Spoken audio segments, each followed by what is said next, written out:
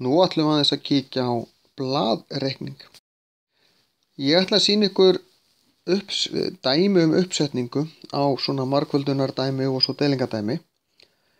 Það eru til aðrar aðferðir sem eru í raun notaðar miklu oftar. Þið sjáu dæmi þær í myndböndunum fremst í þessum spilunarlista. Eða framarlega. Fyrstu 4 myndböndin eru svona hefðbundnar uppsetningar. Þessi ég ætla að sýna ykkur núna er aðeins óhefðbundnara en alveg notað samt. Það sem við þurfum að gera þegar til þess að nota þessa aðferð sem ég ætla að sýna ykkur núna, þá þurfum við að horfa, þegar við skoðum margfölduna þar að segja, við þurfum að horfa á töluna. 38 er 30 pluss 8 er það ekki. Og 57 er 50 pluss 7. Þegar passa maður ekki 3 pluss 8 því það er 11, það er ekki 38. Síðan ætla ég að nota það sem kallað er kassamargföldun. Og þá ger ég 38 og 57. Því það skiptir ekki máli hvað ég margfalda á undan, þá skiptir engu máli hvort að 30 er hér og 8 eða hér. Þú veist, við getum alveg vikslað þessu. Síðan margfalda ég 30 sinnum 50, þar að segja, tek þennan reit og þennan, seti þennan það sem kemur út. Svo ger ég 30 sinnum 7. Og þegar ég gerir 30 sinnum 7, þá ger ég bara 3 x 7, það er 21, svo bæti ég 0-inu við. Eins gerði ég áðan, 3 x 15 er 15, og svo 1-0 hér og 1-0 hér, þá koma 2-0 hér. 8 sinnum 50 eru 400, nota sömu aðferð, og 8 sinnum 7 eru 56. Síðan legg ég bara saman 1500 pluss 400 pluss 210 pluss 56.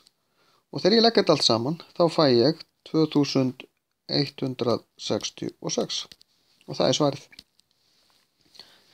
Ef ég hefði sett þetta upp á hefðbundin hátt eða þennan svona sem oftar er gert, þá hefði ég fengið sömu tölu. Við skulum skoða aðra aðferð á deilingunni líka. Gamla aðferðin sem er oftar notuð, oft kölluð skeiðabrekkan. Ég ætla ekki að sýna ykkur hana núna. Heldur ætla ég að sýna ykkur aðferð sem að sumum finnst betra að nota. Byrja að skrifa þetta upp. Og þá byrja ég að býta 4 gengur hvað oft upp í einn stóra tölu ég get hugsað mér. Ég gæti skoða 1000 eða 1200. Mér finnst bara þægilegt að nota 1200. Hvað gengur 4 oft upp í 1200? 1200. Það er 300 sinnum. Og hvað er 4 sinnum 1200? Nei, 4 sinnum 300 segi, það er 1200. Og svo mínusa ég, þá er afgangurinn 54.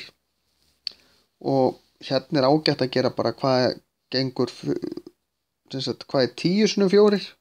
Ef ég vil ekki fara allarleið strax, ég get alveg gert 10 sinnum, það er 40.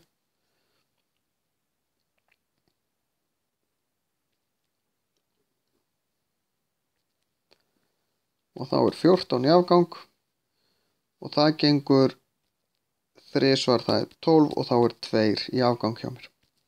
Gekk nú ekki alveg upp hjá mér deilingadæmið. En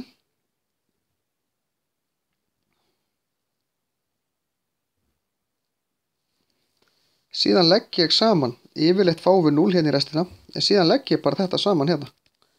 313. Og þannig virkar í raun þessi aðferð.